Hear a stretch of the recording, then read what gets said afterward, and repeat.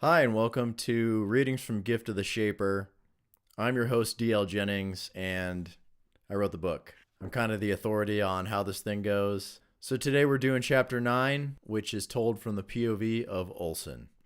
Olson Woods woke up and rubbed his head, which throbbed intensely. It hurt to open his eyes, and he let out a barely audible groan. A voice came from nearby. It was quiet but steady, with a hint of an Illinois accent. "You are out for hours. I was beginning to think you wouldn't wake up." Olson blinked a few times and looked over to where the voice was coming from. Smiling before him and sitting cross-legged on the ground was a man, thin and pale, with white hair that hung lightly above the shoulders of his blood-red tunic. His eyebrows were black, in stark contrast to the rest of him, but everything else about him spoke of softness and fragility. Olson rubbed his eyes and looked up to the walls that surrounded him. "Where am I?" "A prison cell outside the Talvin forest." He sighed, adding, "That's all I know." A sudden throbbing awoke in Olson's head, and he smashed the heels of his palms to his temples in agony. He uttered what sounded like, "I know. They did the same thing to me," the man replied. "There was another man in here, Adrian, in the cell beside us, who said that was how they operate," he went on. "They took him away before I could learn anything else." His voice dropped off. "I'm not quite sure if we'll see him again." Olson paused to internalize this information.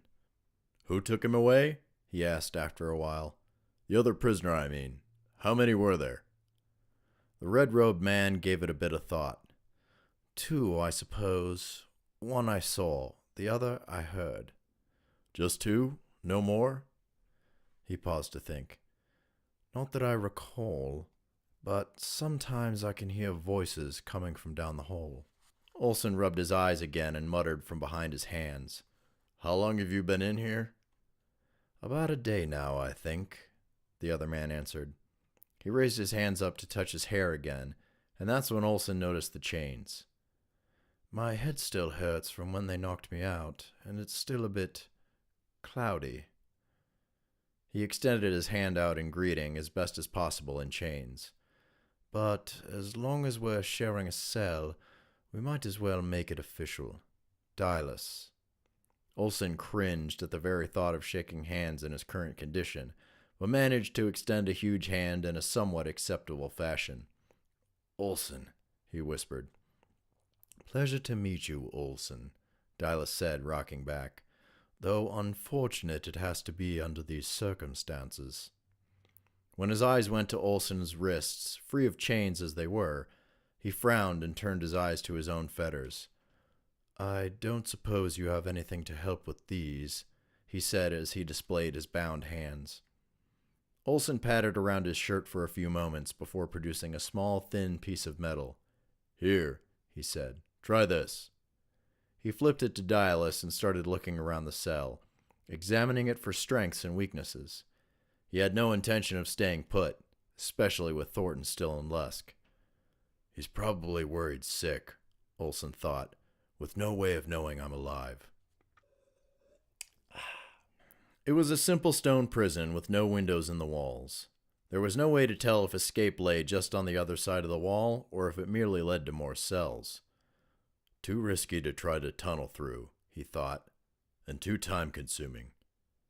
The wooden door looked sturdy but old and was reinforced on the top and bottom with iron.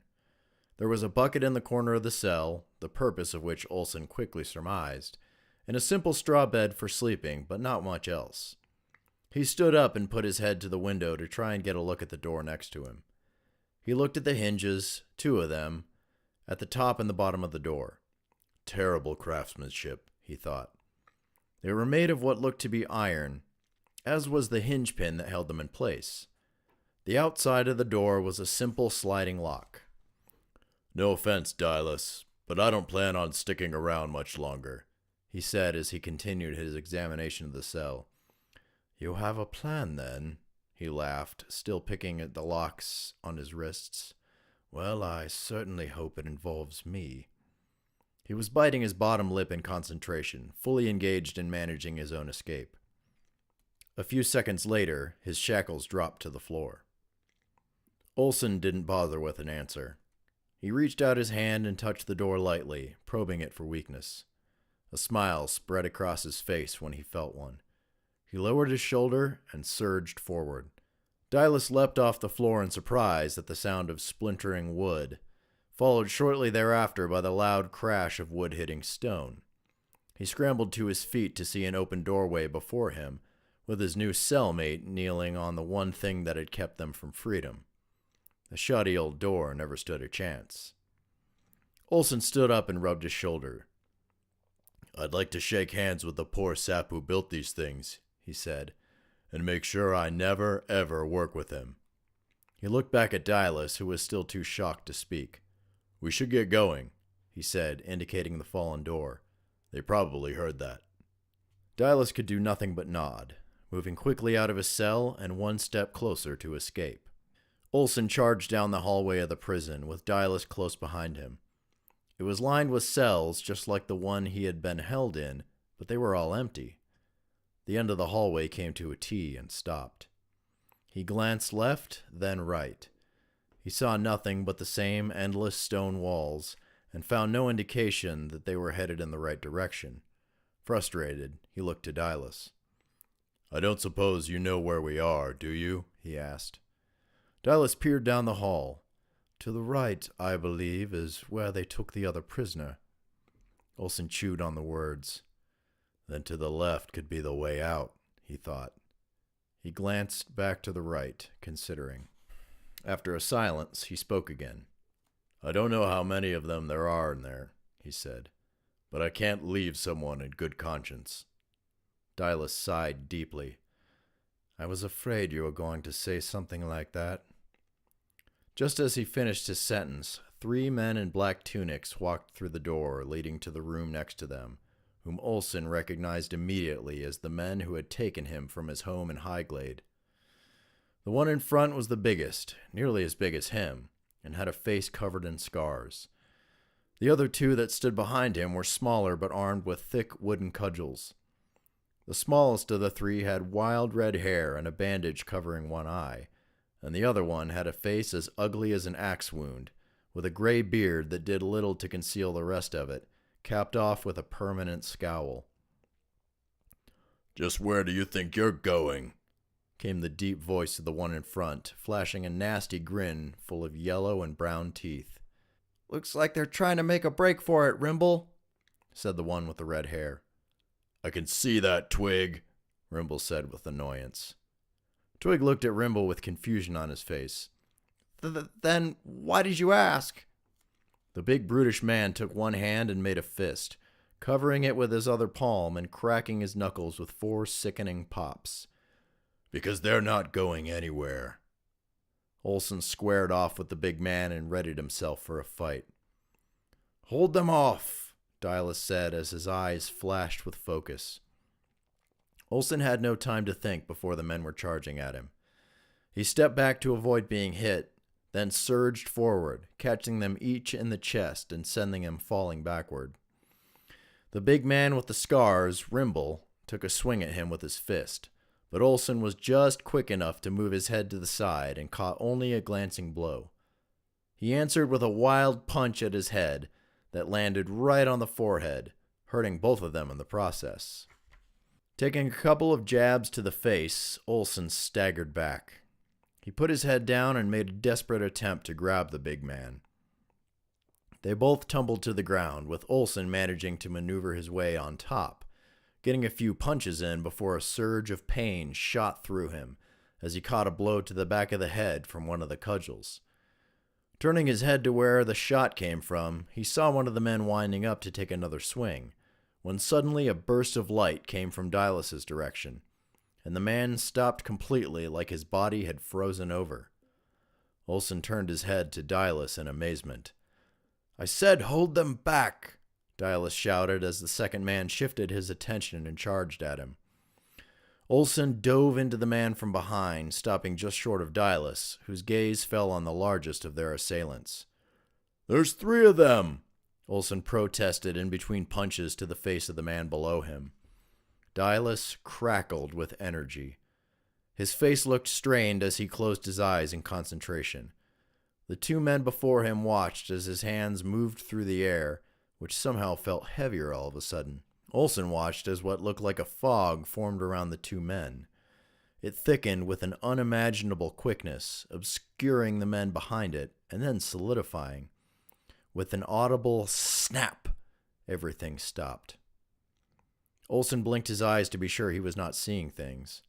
Where the two men had been standing only moments ago was now encased in some sort of cage made out of solid air. He could almost make them out as they stared back at him with fright-widened eyes. They pounded on the insides of it, their cries muffled by the opaque prison. As Olsen's fist met the jaw of the man on the floor one last time, he looked up in disbelief at Dylas. "What did you do?"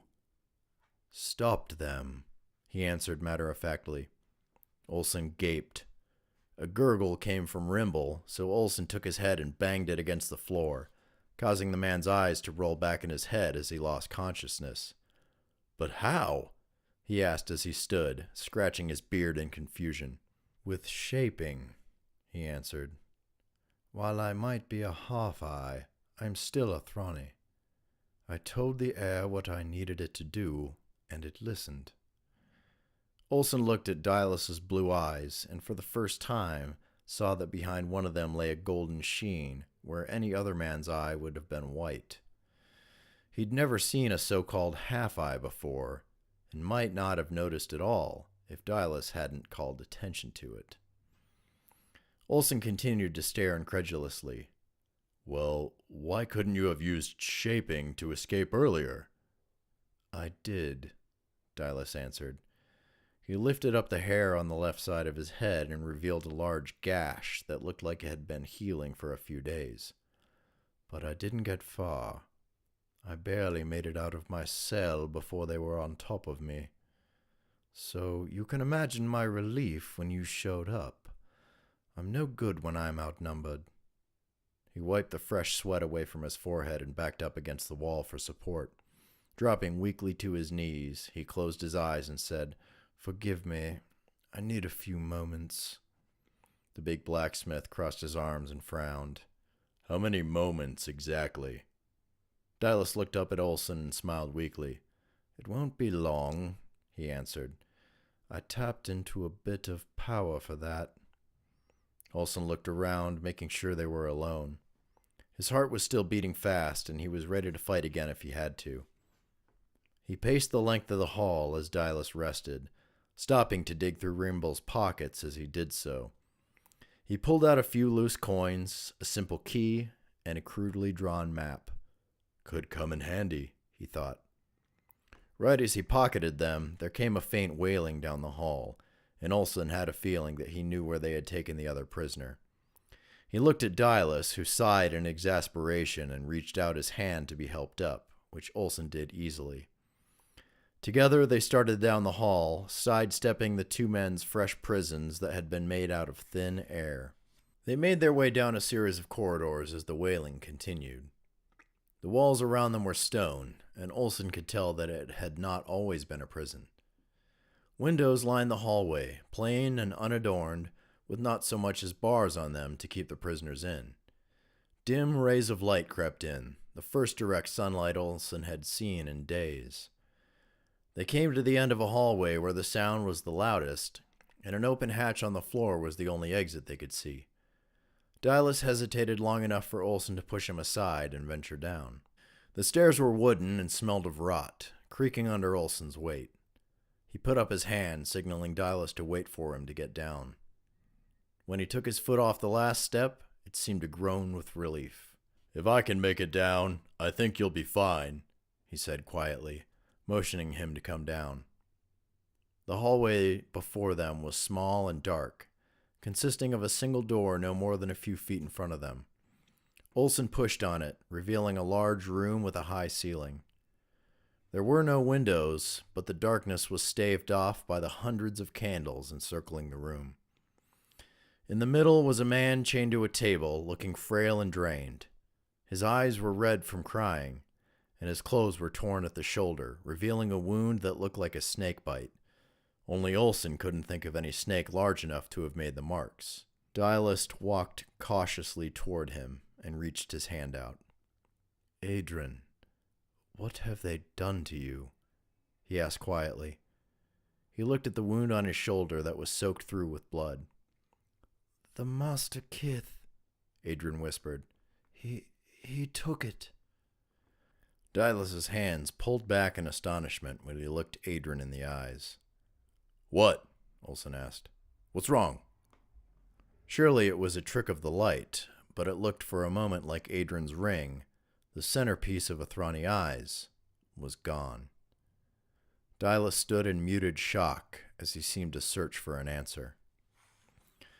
Realizing they could be there all night, Olsen pushed him aside and produced a key he had taken earlier. "If this key works, we can talk about it on our way out," he said as he slid it into the lock of chains binding Adren to the table. The locking mechanism clicked as his shackles came unfastened. Free of the chains, Adren sat up slowly and rubbed his wrists. "Can you walk?" Dialus asked. Adren looked at both of them and considered.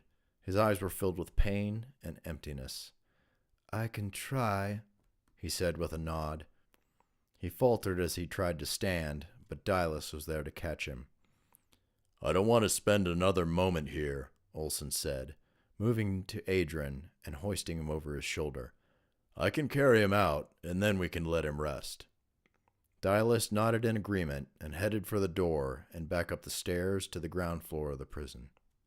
So there you go. There's chapter 9. We ran across Rimble and his group of thugs again, which you probably remember from one of the earlier chapters when they jumped Mira and Thornton in the city of Lusk.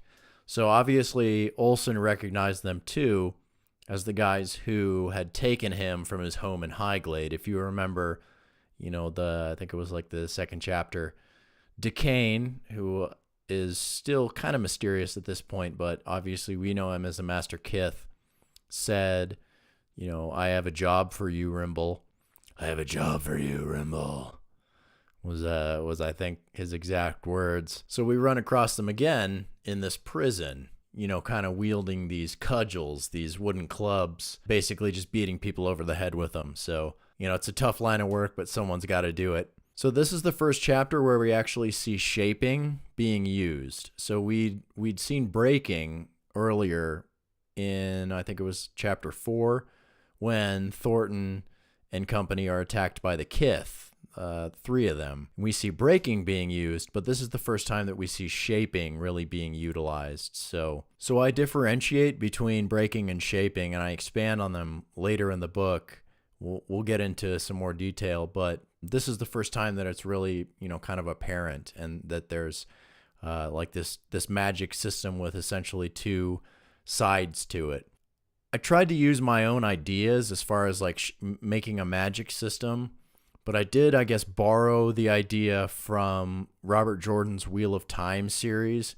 So he's got the One Power, it's called, but there's 2 sides to it, side in and side R, which is like the male and the female sides to it. So I sort of took that idea and ran with it. I thought it was a great idea to, really differentiate between these 2 different types of magic, these magic users who, it doesn't necessarily put them on a level playing field. This is the first opportunity where we get to see shaping, and I'm not going to explain it now. Like I said, I'll get into it later, but this is the first opportunity to really see it in action. So, and lastly, we saw Adren's eyes. So the ring, like we learned earlier, is really important in Athrani culture. So, basically it's like instead of this white portion here, you have this, deeply colored eye, and it's, most of them are 2 colors. So obviously it's a very important thing in Athrani culture, this ring. And we see after having been drained by the Gorai that Adren's ring is missing. So some of the implications there, basically we learned in the last chapter that essentially he's had his shaping completely taken away from him. So we'll see how that turns out. So thanks for stopping by. Like I said, this was chapter 9. If you haven't checked out chapters 1 through 8, there is a playlist available. It's just called Gift of the Shaper Readings. If you go to my YouTube channel, click on playlists. It's right under there. If you like what you're seeing, go ahead and leave a comment. Subscribe if you'd like the updates. You know, I try to do this about once a week, but sometimes if I'm feeling adventurous, I can get another one out there. So I'd love to hear back from you guys, hear feedback if you like the character voices. If you'd like to hear a little more of the analysis after this, just let me know. I'd love to hear back from you guys. Thanks for stopping by, and I'll see you next time. I have a job for you, Rimble.